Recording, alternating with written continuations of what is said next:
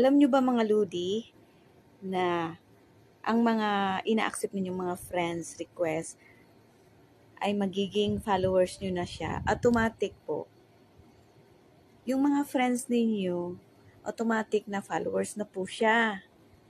Halimbawa po, ang friends ninyo ay total of 500 and yung followers ninyo is 4,000.